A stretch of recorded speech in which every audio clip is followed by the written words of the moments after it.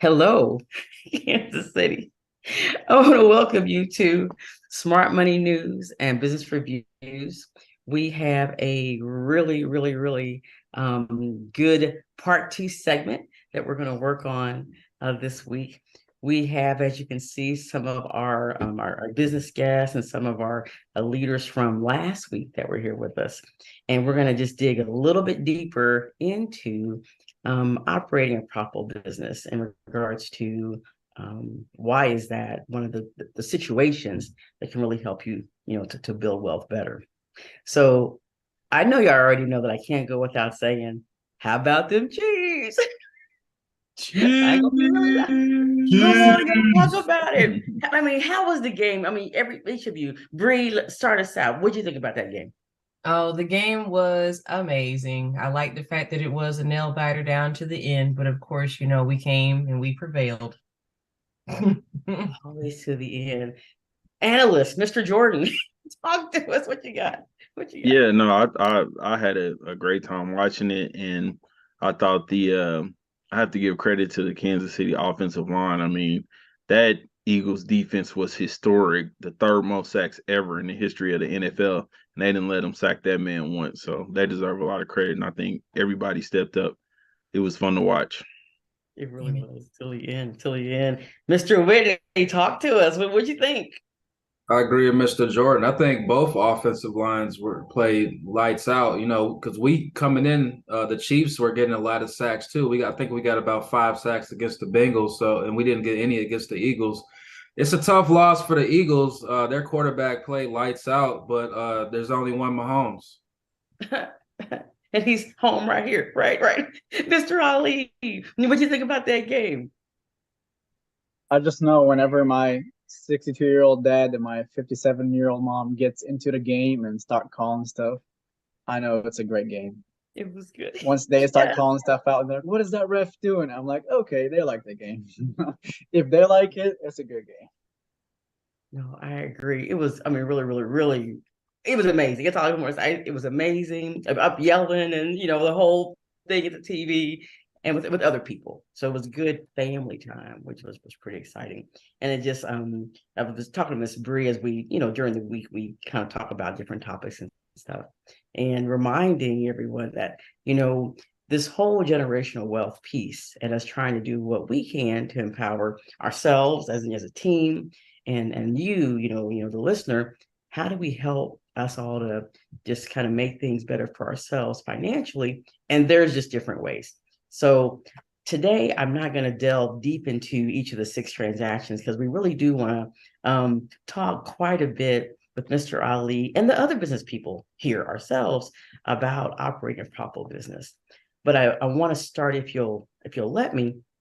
One of a financial advisor friend to us, he had sent us all an email maybe last week, or maybe it may have been a text message. And he was just talking about Twitch, that the gentleman, the dancer, and he died without a will. And it got me to thinking again then, and then right now, with business and all the things happening, so many people they leave without putting things in order. And sometimes, it's not just about a will and passing on money, but what about having dollars for, burying yourself or cremation? It's whatever your belief is and your values, but then doing things to make sure that things, so many people that I talked about the Twitch piece, they said, well, didn't have a will. Did they have pets? What's going to happen to his pets? Tons of pet lovers, you guys. Just finding ways to make sure that we're doing all we can to put ourselves in order so that when crisis comes, whether it is, of course, someone leaving unexpectedly or even someone you knew may leave soon, and still, when people leave us, it's an emotional situation and it can cause crisis in families. And the only way to really calm the crisis when that's happening is to have some things in order. And so it made me go back. I do a lot of these seminars with the National Bar Association for the estate planning, and it reminded me to go back to that list. And it talked about there's so many others that we know that have died without a will, the famous people. And so we talked about Aretha Franklin, of course, Prince, Michael Jackson, Bob Marley, Jimi Hendrix, And the list goes on, all these people with tons of wealth, tons of professionals and experts around them could have easily hired somebody to do the documentation or do the work, but they didn't.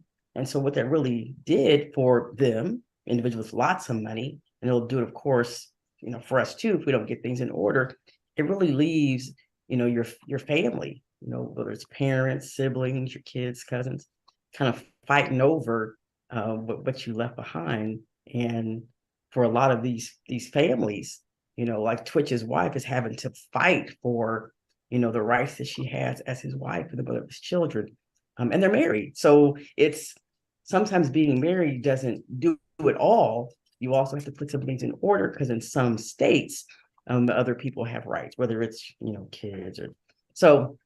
I don't want to get deep into that, but in thinking about financial news, I try to read a lot to kind of say what else is happening out here that we can control ourselves. And I know any of us here, may have thoughts on that whole piece, kind of preparing for our future, especially with stuff like that. So anybody jump in, talk to me, anything there that you're thinking?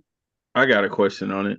Through the stuff that you do with the National Bar Association, are there any studies or I mean, just maybe from your perspective as a practitioner in that area, is it more just procrastination or is it the inability to consider one's own mortality that leads to people not taking action on that? A lot of it is actually people not want to tell the people their business. It's Mhm. I mean, we don't want to tell people, we don't want to write it down. It's the mortality thing too. We don't want to tell people our business. I can see that. Yeah. And so, like with Aretha, the story is really deep in regards to how she had all these professionals, all this money, everything, but she had so many wills because she kept writing them and keeping them, with herself. Just didn't want really anybody to know what's happening because it's a trust issue, as well. But then also, it's like when you put money in a bank and don't invest it, that same thing, it's you can do more. And we don't think about what that's going to do for the other people that we leave behind. It's kind of interesting because the studies that we've done, especially among people of color, it's really about the trust piece. So more than anything else. And the mortality, the older we get, like power of attorneys and a lot of older people, we find they'll do a will. Sometimes they don't know where it is, so you can't find it when they leave. But as far as power of attorneys, I'm doing a trust, beneficiary deeds, because there's a misunderstanding about what a beneficiary deed is compared to a quitclaim deed. And so even though the beneficiary deed is one you only benefit once I leave. So my daughter, I could give her beneficiary deed for everything I own. She can't do anything with it, while I'm alive. But if I do a quitclaim deed, she could take it tomorrow and put a mortgage on it or do, anything with it or sell it. I mean, depending on if it's just her name or ours jointly. And so some of the people, when they don't understand those differences, they will not do beneficiary deeds. Transfer on death, easy way to make sure it doesn't go through probate, with your bank accounts, with your cars, a lot of your pensions and insurances. There's those designations you can put on, like you do with insurance, just regular insurance, on a lot of those pieces of assets, and it'll transfer on death. You don't have to take it through probate or anything. So there's other ways besides a trust to avoid a lengthy probate situation that costs lots of money when you give your money to lawyers. But setting that up still does cost a little bit upfront, but definitely not as much later.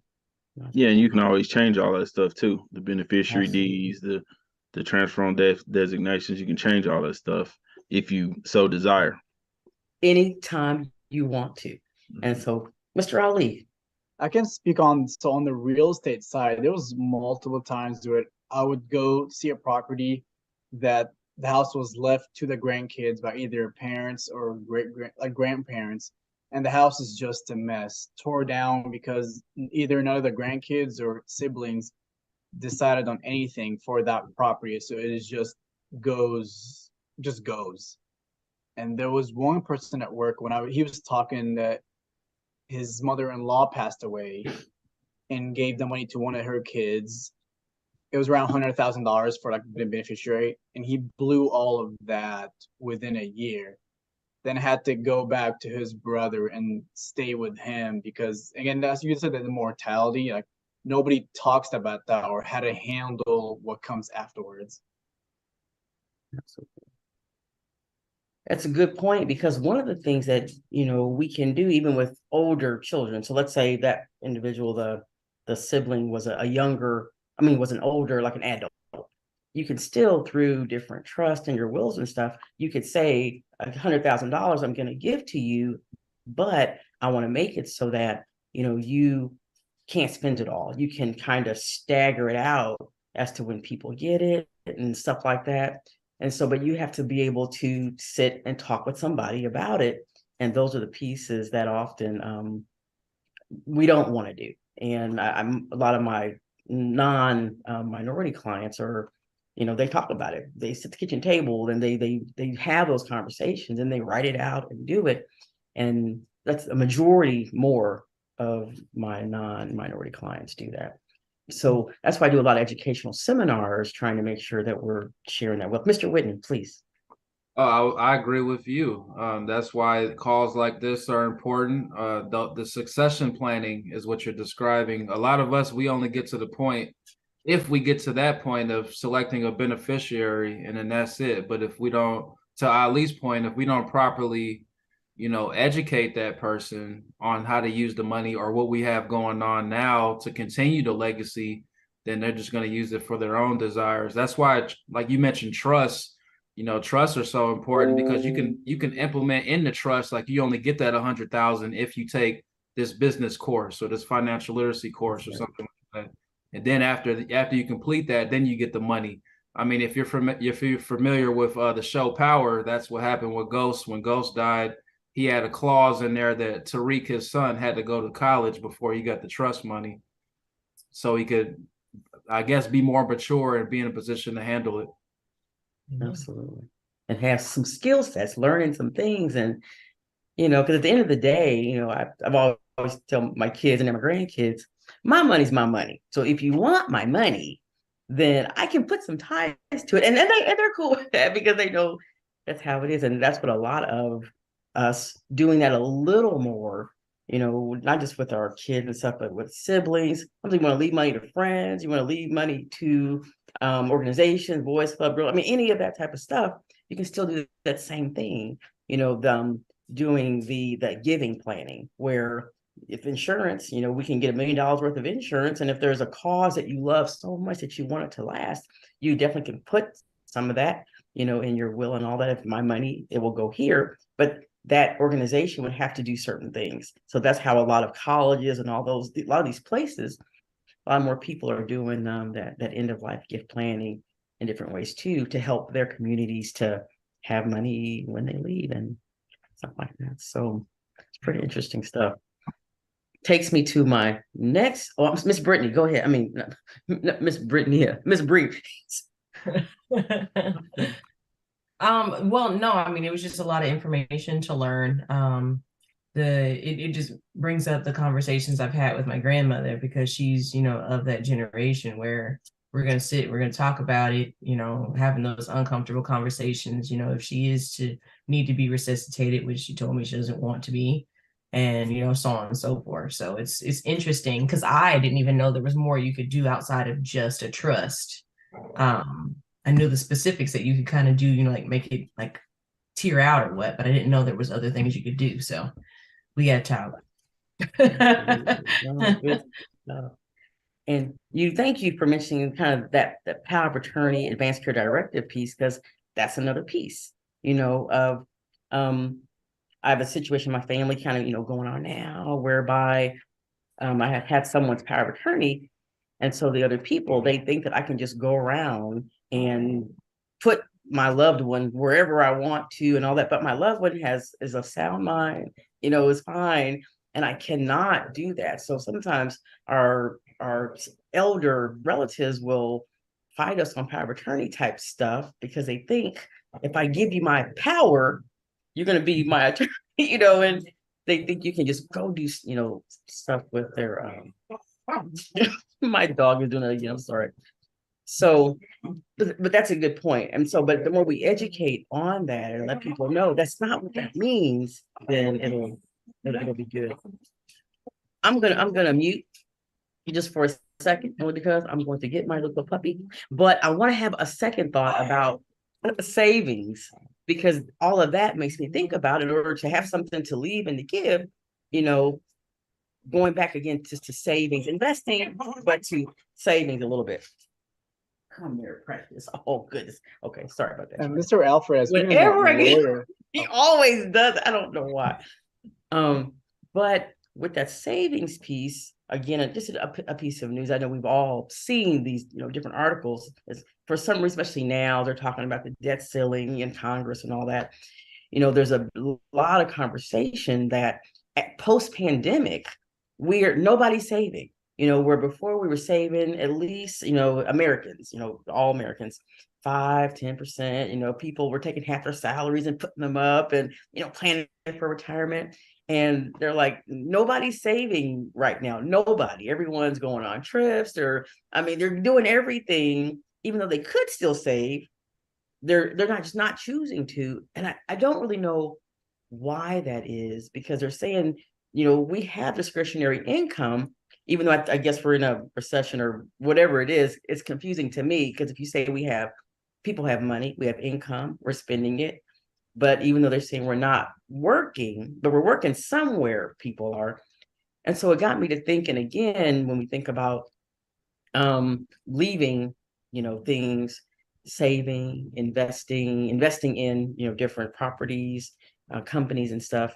How do we help us to understand again the importance of it? Because we all were doing it, meaning black, white, everybody. And across the board, they're saying people aren't saving at all right now. They're just blowing their money, and they don't have on CNN, the data said, the news person said that right now, probably 70% of individuals, they don't have enough savings if a crisis came up. And I know it depends on who you are and what that crisis means, because if you're a millionaire, what does that crisis mean to you as far as, the amount?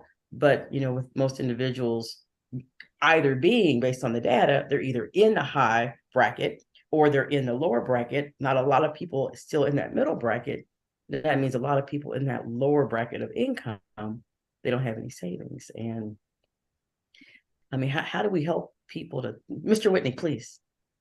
Oh, well, I have a couple unorthodox thoughts about that. I know during 2020, 2021, there was a lot of stimulus payments made out, and a lot of people were spoiled during that time. A lot of people weren't working, so maybe a lot of people are still in the mindset that money is just going to keep coming. I know I read a lot about, debt and credit card debt and stuff like that, and credit card debt across the board is up across the country too. So maybe people are you mentioned people traveling and all this stuff. Maybe people are using a bunch of credit cards to do all these things and not thinking about tomorrow. Maybe everybody's just thinking that the government's going to help them out somehow. Like I said, the stimulus payments, a lot of people were able to put their mortgage on forbearance for a while. Student loans are still on forbearance right now. So maybe they feel like, a lot of these factors are going to be in place for a long time, and they can just spend their money as they see choose. And as you mentioned, that's all bad. Yeah. And it's coming to an end. Thank you, Mr. Whitney. They talked about I guess some states had different payments they were given, like $300, $400 a month extra, to their citizens. Those have stopped. And the IRS is, at first people thought they wouldn't have to be taxed on it. IRS is like, they're thinking about it because they're watching people spend all this money. And like, if you got all this money, you got to pay some taxes. But then the child care credits, all this stuff is stopping. Yeah. All that extra money. And I agree with you, because sometimes I think you can give, there's really nothing free. And I think there's a point where we want, we as a people, not just like people, but whoever, free stuff, and it keeps coming, but then does it set you up to have that mindset of really building the nest egg for yourself? I think we can give sometimes people too much. And that's just my own opinion. Miss And I Bree, what you want got? Oh, Mr. Ali. I went back to the savings and the insurance part because I ran across a book called Bank on Yourself, talking about whole life insurance, and that's because I have whole life insurance. Like that was one thing that opened my eyes, like where that can form as a will, like your life insurance, and as an investment vehicle where it's not affected by the market. Where at first I thought that wasn't real, but then all these companies are over 200 years old, so they must be doing something right. What the legal stands for with that, let's say someone passes away and has whole life insurance, is that treated as like a normal will or just goes to the beneficiary? It just goes to the beneficiary. So with the whole life, even though, so if it's whole life you're paying these premiums, forever, and then often they do that investment side of the dollars. I mean, I'm not an insurance agent for years now, and so someone else may have a more current answer. But when they taught us to the classes, it was more of whole life, that product. It's a very expensive product compared to term, but they are doing a lot, supposed to be doing a lot of investing those dollars. So you're really building cash value.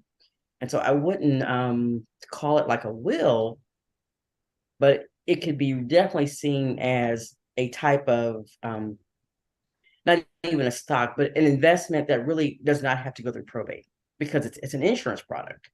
So again, people can get those dollars, but sometimes depending on the insurance and the interest that it draws, there are still tax consequences. So we often want to think of those types of things as well, but it's something that can pass through without going through probate. Well, a will always must be probated. And that's sometimes why people do not want to do a will.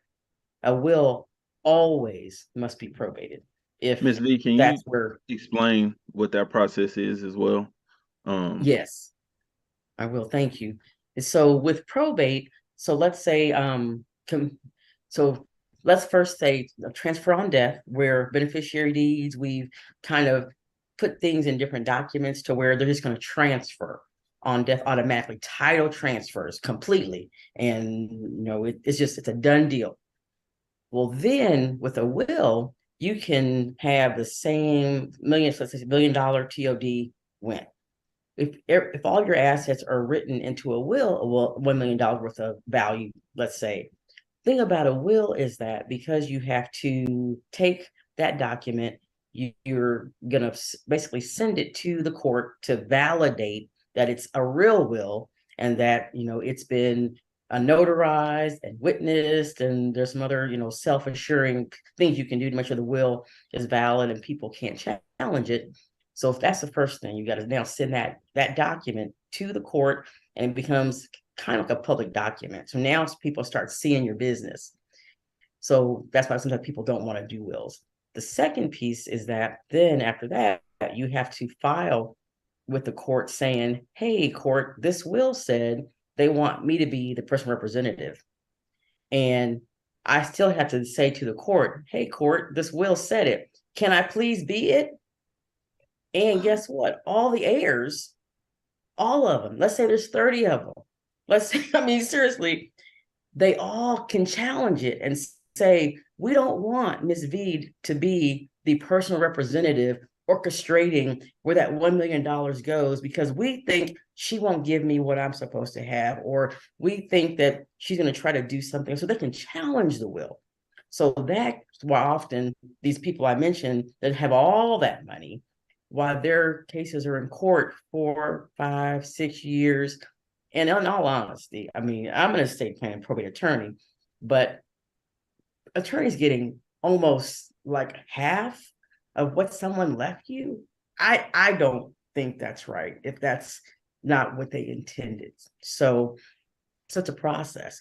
So through that, you have to publicize who all the heirs are. So now everybody knows who's related to you. Kind of like the lottery. Once they announce your name, everybody's coming to see you.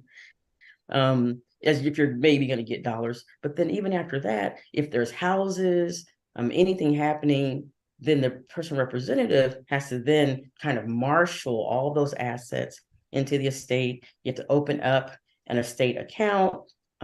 Basically, if you're going to sell items or you may have to have an estate sale, that person representative has now a real big job. So often the person representative can, I won't use the word earn, but can be given a stipend or a fee for all of the work that they've done to do it's a lot of work for real. The biggest thing that happens with the person representative, they're having to manage all these relative personalities. That to me has been sometimes the hardest part of helping person representatives navigate, because money brings out the strangest inside of people, and having to navigate all that. Sometimes they're distant relatives, people you ain't seen forever, they exist, but because you have to publish, when you probate a will, you have to publish it and tell the world, hey, so-and-so has left, and here's all that they have to give to their heirs. If you're an heir, come on over and speak up. That's really what happens when you're doing probate. So that's why often people come from everywhere, and I'm their child, and I'm this and I'm that, so. But it's not, it's better to have something than nothing, because if you have nothing in writing, then at least the people that you wanted to get it, that you name as your heir, then they have to then even fight to even be able to say I'm an heir, which is a whole nother court process if there's nothing. So I won't draw out on that one, but definitely it's important because with insurance, which is I encourage people, if they want to leave dollars and stuff to people in insurance policies, and often they're cheap enough to cover your funeral expenses, but also you're able to really generate wealth that way that's going to pass through often without probate. Sometimes, depending on the interest that's earned on insurance, is like any investment, it could be taxed. But then that's something you want to talk to people about and educate them on, because you don't want them going to jail or getting in trouble because they didn't pay taxes on a gift you left them. So it's good stuff. Thank you. Miss Bree, thought for you. Yes, ma'am. I mean, that was a really good question, Mr. Ali. So thank you for kind of posing that. And then Mr. Alfred kind of getting that explanation when it came down to going into probate, because I knew none of that. So that was very helpful. Thank you, Ms. B. But kind of going back to the whole everyone not saving, because I know a big part of what we were talking about with this whole situation, or with our like getting together with, Smart Money News and Business Reviews, is finding ways in which how we can enclose that generational gap. So I kind of wanted to ask, just the panel to see, how do you guys think, with everyone kind of running up their credit cards and not putting money away, is that overall impacting the ability for us to tackle that? Mr. Alfred? Well, I mean, absolutely. And I can say from personal experience, because I've been in credit card debt before, and you paying that monthly payment, they want it, you pay it late, they want a fee on top of that, and the interest is sky high, 17%, whatever it is, 10 to 17. Most of them are probably more like 17, and who knows what it is right now with inflation. It's probably 20 something. Around 25, And 28, some of them. oh my Yes. gosh. And so Right. they are sucking. If you have a big, I mean, you made the debt, right? But that interest and that payment is destroying your ability to be able to save on a month to month basis.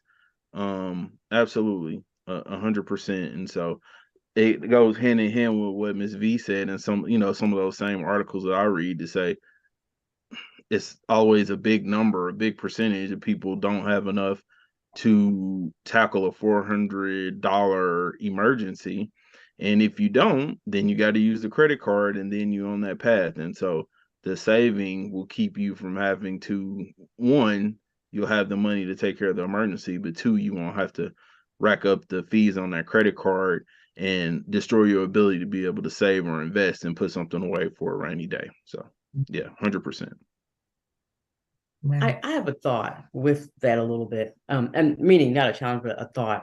One of the things that early in my practice is I was not able to get business loans or anything. And so I often found myself in the tight times when I had staff, lots of paralegals, all these people, of course, cash flow was great. But then when I couldn't like go to, and I've always had three banks, but couldn't go to the bank and get a loan. And I know a lot more why now than I didn't understand it then. I'm thinking I'm making money, give me a loan. But so payday loans were my friend.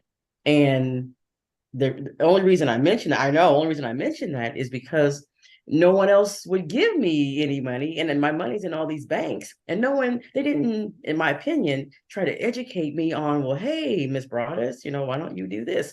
All your money's coming in here. But I didn't understand that. And the reason I bring that up is because then, how do you get credit to, make your business or yourself better unless you can go get credit? So if you go get credit with those credit cards, which are high interest, and then you're using them, so it's like a cycle. Yes, Mr. Whitney, talk to us, please. Oh, well, I mean, so to your point, credit cards by themselves aren't bad, right? Some people think the credit cards are bad. Now, the user, how you use it is the key. Just the same thing as money. Money is a tool. Money by itself isn't bad. For the love of money is the root of all evil, not money itself. So how do you establish credit without or with using credit cards? There's a lot of ways that you can establish credit easy. There's ways you can put rent onto your credit report. A lot of people don't realize that their rent is not on their credit report. So to your point, if to Mr. Jordan's point, if I think it was Yahoo Finance or something like that said it, most people are $500 away from bankruptcy, so if that's the case, then we need to at least, if people are struggling, they're at the very least they're going to pay their rent. If they're looking at all their bills and they're trying to figure out what they're going to pay, they're going to at least pay their rent. So that's an easy way to get credit for something that you already do anyway, is putting your rent on your credit report, and they don't add the late payment. So if you were late on your rent or you missed a rent payment, that won't negatively affect you. Experian allows you to put your electricity bills, utility bills on there for free on their credit report. So now you're getting credit for your electricity bill, your phone bill, things like that. There are plenty of little credit builder apps and stuff now. So that's why it's good to, learn some of these apps out here. I know Grow Credit allows you to put streaming services on your credit. So now you can put Netflix, Hulu, Stars, all those different type of apps. When you make your payment, that goes on your credit report. And now you're building credit from scratch, because your point is valid. There are a lot of people out here who are my age and older who are credit invisible. So when they walk into a bank or a lender, they're saying, I make good money, but they're saying you're 40 years old, sir, and you have no credit history. So that's to my people who are, who yell cash is king.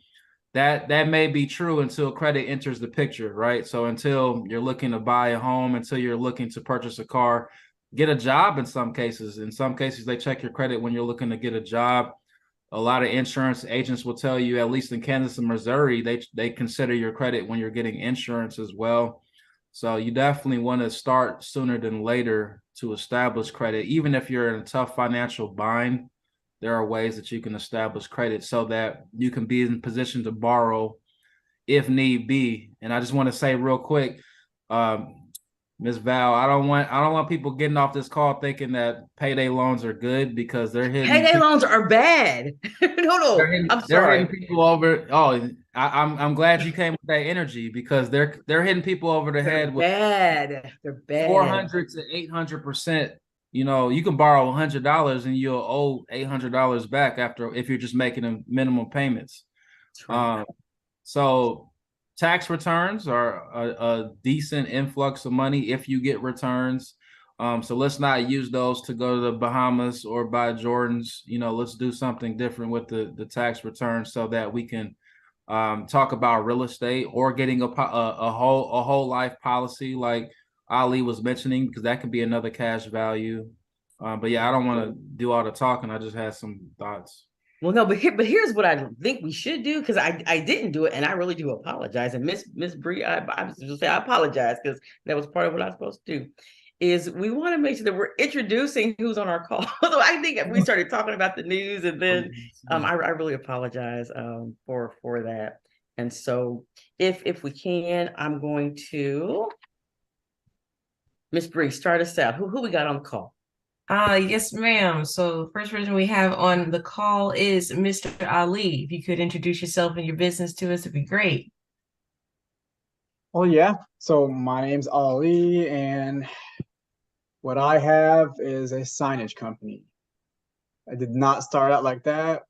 First, went to school, graduated high school, college, went to be architectural. I wanted to be an engineer to begin with. Then I realized Calc 1 was not for me. Calc 2 was definitely not for me. Then I found out there's Calc 3 and differential equations. I was like, no, those are not for me. So I still went to engineering technology route, where it was less math, less responsibility, but it was actually more work. I'm doing the actual design part. So after 2 years of working at an architecture firm, I realized I don't like I was not comfortable. I look at seeing people like they've been there for 10, 15 years. Some of them are happy, some of them are not. I really wasn't. And I was thinking of ways of like, how can I support my family more, like my parents and siblings and whatnot. Granted, like out of all my friends, I had the most money, I guess, because I've always had 3 jobs. So that's a lot. By the time I was like 23, I had 3 jobs. As an architecture designer. I was a server, and I was a sales associate at Sears. So I was doing all of those, saved up, saved up, saved up. I think one point which changed my life, I would say in high school. I don't talk about it much, but we had one presenter in high school, a guy who owned the car dealerships. So first thing he walked in, looked at it was a customer service type class. So he was talking about money and all that. Then he came up and raised his hand. He was like, "Do you know anyone who bought their cars cash?" I think we're like 18, 17. We're like, "No, nobody buys cars cash." Then he raised his hand. He's like, "I bought my first car cash, second car cash, third car cash. Why would I want to put debt on them?"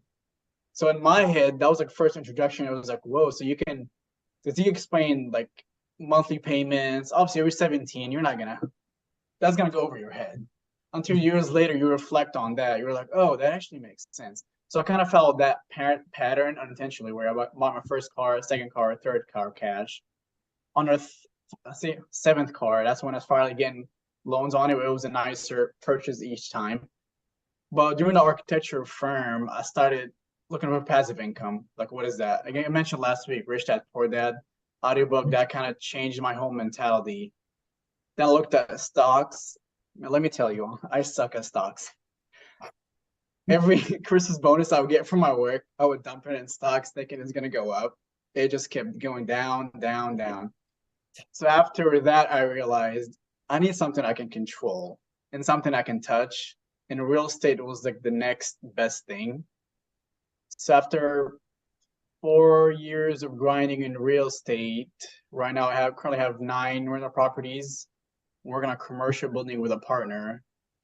I was still with my W-2 jobs all these years, but then a few podcasts I would run into about business and business buying and what is acquiring cash flow businesses. So that's when I slowly integrating. I was like, oh, buying businesses? Can that someone like me, can he do it? I mean, I came in the United States when I was 13, born in Lebanon, Middle Eastern. I was like, I don't know anyone like around here that look like me at one businesses. Let me see what this is about. So that's when I started looking at different events, different social networking in the Kansas City area, like seeing people who bought businesses, doing some of my real estate contacts, and was like looking what my criteria to buy a business, where I based it off of what's double or triple my income, and that goes off of this Mr. Versi, his book Make It Rain. So I kind of copied some of that platform. Like his criteria was double your income every 7 years. So I was looking at what's double my income to a business. What's one it's relatable to my field in a way, where advertising, talking to people and that sorts. And slowly came across a signage company. So it is one gentleman who was retiring, didn't have kids. Like you said, talk about will, he didn't have any will, so the business would have just faded away.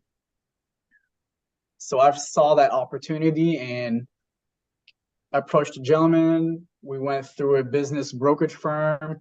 It was Mr. Alfred and Ms. Valencia. I think you were my lawyer consultants for that. And after 4 months of getting an SBA loan, I quit my full-time job, got into this business. Now 3 months into it, I can see where it's making me more than my full-time job would be longer term as I stick into it. So that's Y'all, he's my short testifying. summary. He's making it happen.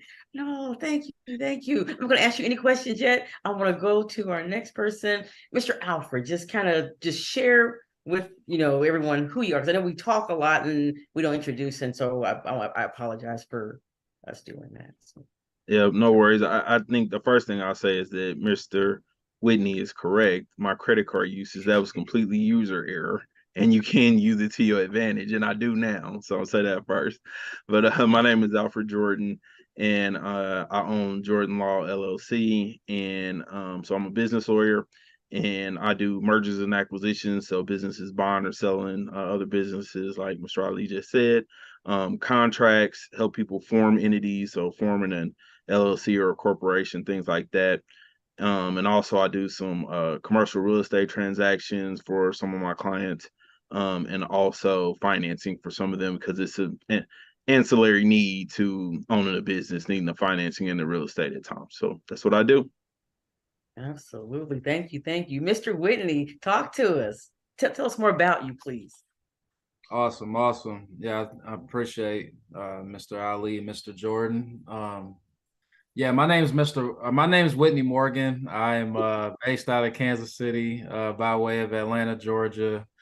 Started my business about 4 years ago now, part-time. So Jim Rohn, if you're familiar with Jim Rohn, he says you should work full-time to make a living and part-time to make a fortune.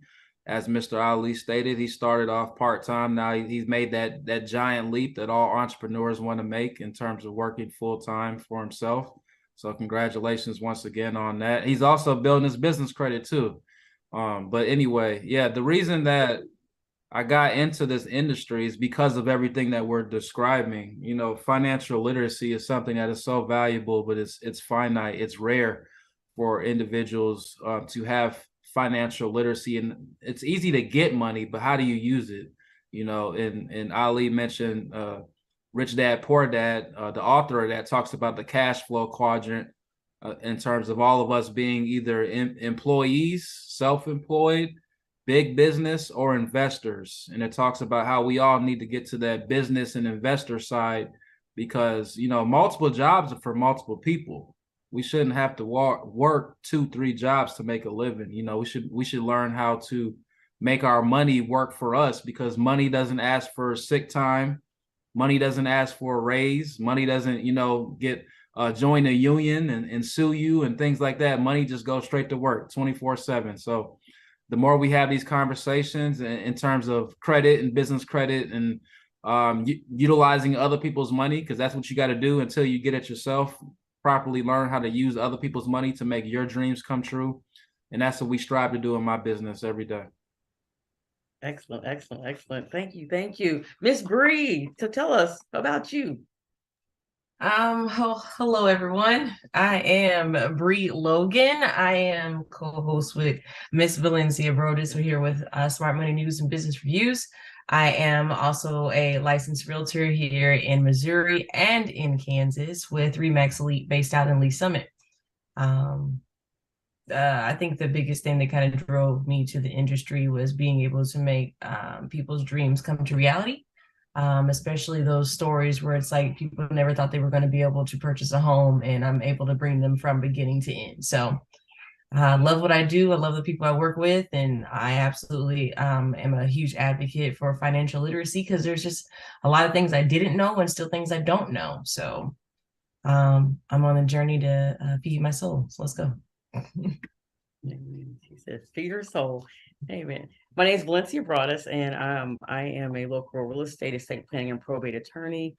Financial literacy has just been huge to me. I can't even tell you all the reasons, but the biggest one now is so many people that we have met, young students, but then also families.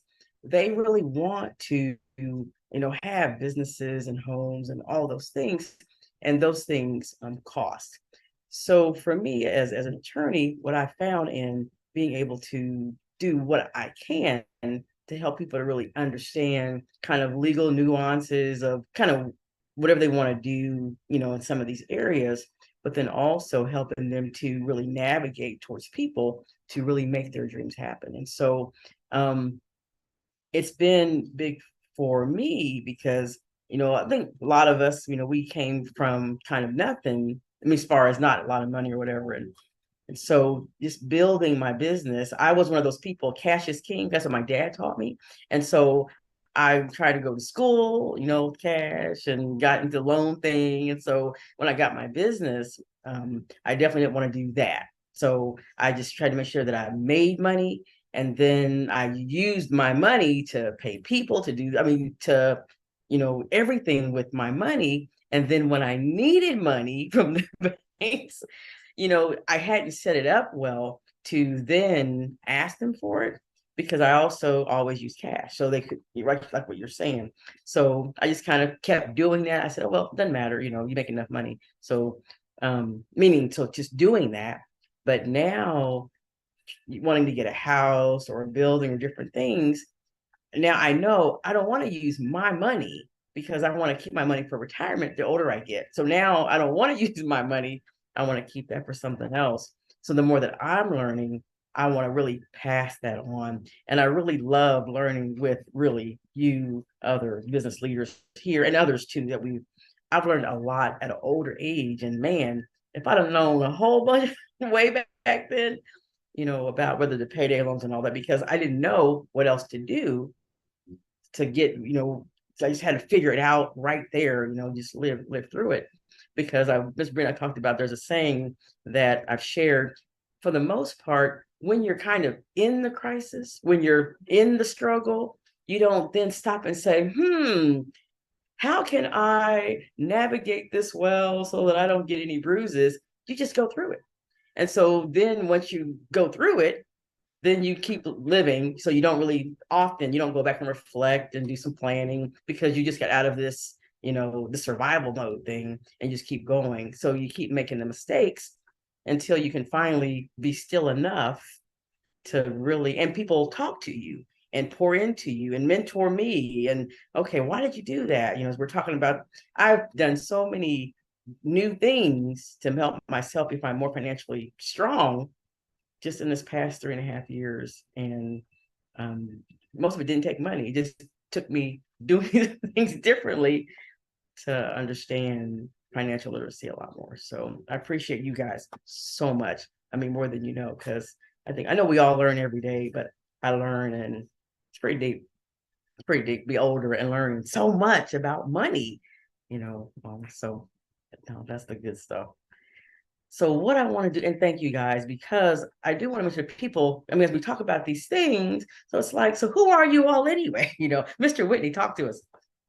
Oh no, I just wanted to reiterate what you said. I thought that was so key is that we talk about, why don't people just do this or that? But it's so hard to plan ahead when you're in survivor mode and you're in the crisis and you don't have the knowledge. You're just wondering what you're gonna eat today. How are you gonna feed the kids? How are you gonna keep your mortgage intact or your rent intact? And since COVID, a lot of people are there. But what COVID did, it gave us the opportunity, a lot of us, to reset or take a hard look at our life and where we are. So unfortunately, there are a lot of people who are struggling right now, but there's new millionaires every day too. So really, it just depends on your mindset. And the people who are watching this, kudos to you, because you could be watching TV, you could be watching something that's not really serving you. But if you're watching something like this, it's only going to help you think better and get around people who may already be where you want to be, to help you reach your goals. So kudos to Right. you learning about finances at 7, 8 o'clock at night. Because you know what they're getting? They're getting knowledge, understanding, and wisdom. And that's why we're on KUAW.org. Mr. Walker, if please, if you will share with individuals, because we appreciate you allowing us to, and others, people too who are on the radio station, being to be on the platform and to talk. So please tell us more about KUAW and how people can make sure they're tuning in wherever they are.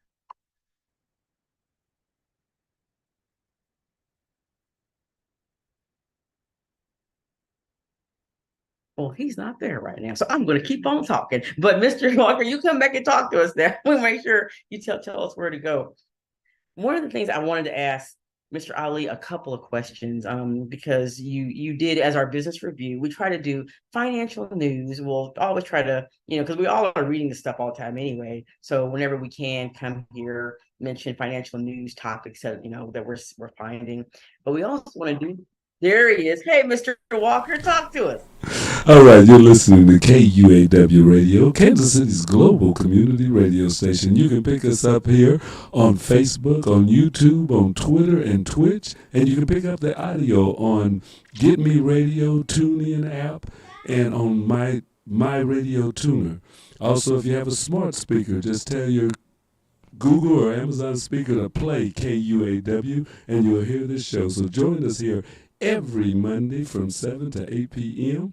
for smart money, business news, and reviews. Thank you.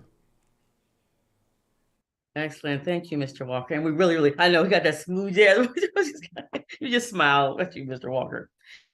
But thank you, Mr. Ali. I know there's many people who hear about real estate being a great way to, kind of do some investing and stuff. Are there like a couple of small tips? I mean, you don't give away everything because, just a consultant, you can get in charge for that. But give a couple of thoughts of, how can people get into real estate and they don't know anything yet? How can they get started? For a low price of $10.99 a month. So I think the best advice I've seen, so for any real estate news, so biggerpockets.com, they have free interviews. That's where I first started, biggerpockets.com. So with the biggest tip I got once I hear some of these like investors, they say invest in your backyard.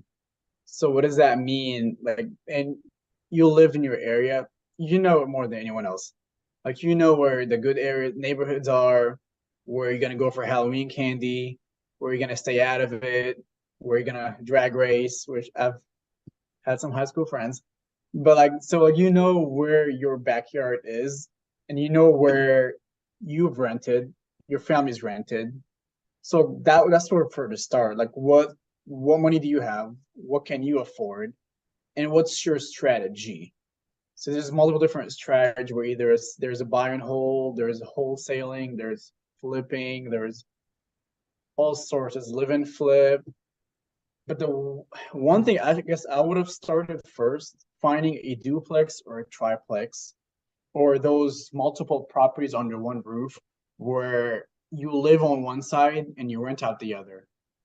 That would be like the smartest thing I recommend, like to anyone younger. Because I used to go to my old high school, speak in their customer service class and marketing class, where that was one thing I would say, like find a duplex or something where you can live and rent out the other side, where they would take care of your mortgage and you just have your own utilities. But then on the lending side, where you get the money, like you can't, no one's gonna, you're gonna walk in the house and no one's gonna give you the keys.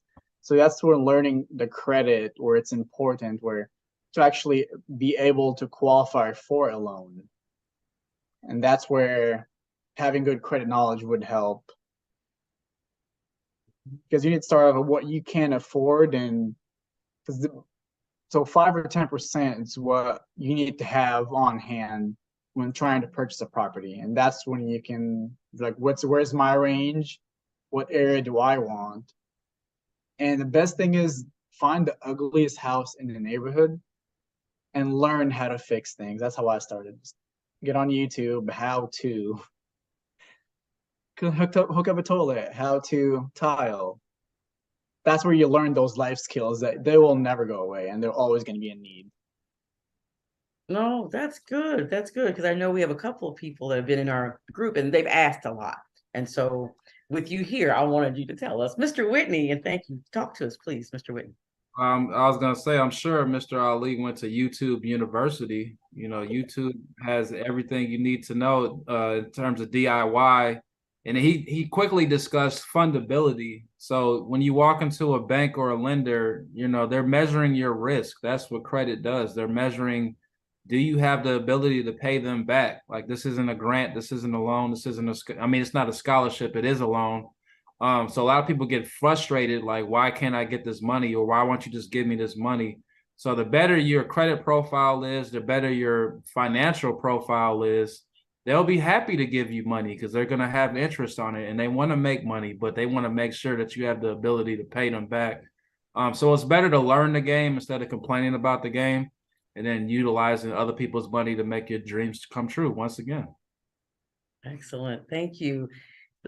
Kansas City and everybody around the world, do us a favor, go in, subscribe, ask us questions, because so often what we do, we'll be sending the survey out and we take a lot of what you want to know about of the 6 transactions. I know I didn't mention those, but you probably know what they are. We'll mention them next time. But we really want you to say, in regards to financial empowerment, whether it's, real estate or insurance or credit or, acquisitions and mergers, buying a house, estate planning, ask us your questions and we'll answer them here. I mean, if we can, we'll answer them right here. Only so that's the only way that you also know that we can really assist you, offline. And you can always, call us offline, talk to us. You don't only have to listen to us on here, but your questions allow us to definitely say, here are some answers. So with that in mind, everyone, I think we got about 20 seconds. Please wave to the crowd. Go Chiefs. Please go. Man, they were amazing. Go We got to the parade going on Wednesday. Kingdom. Yay! All right. Thank you, Mr. Walker. Thank you, production team, Miss Dara, Miss Paris, Mr. Jeffrey, Miss Heaven, marketing. Thank you, everybody, for being with us. Thank you, leaders and business reviewers, and look forward to seeing you all again next week and after. Amen. God bless. Bye-bye. Bye-bye. Bye.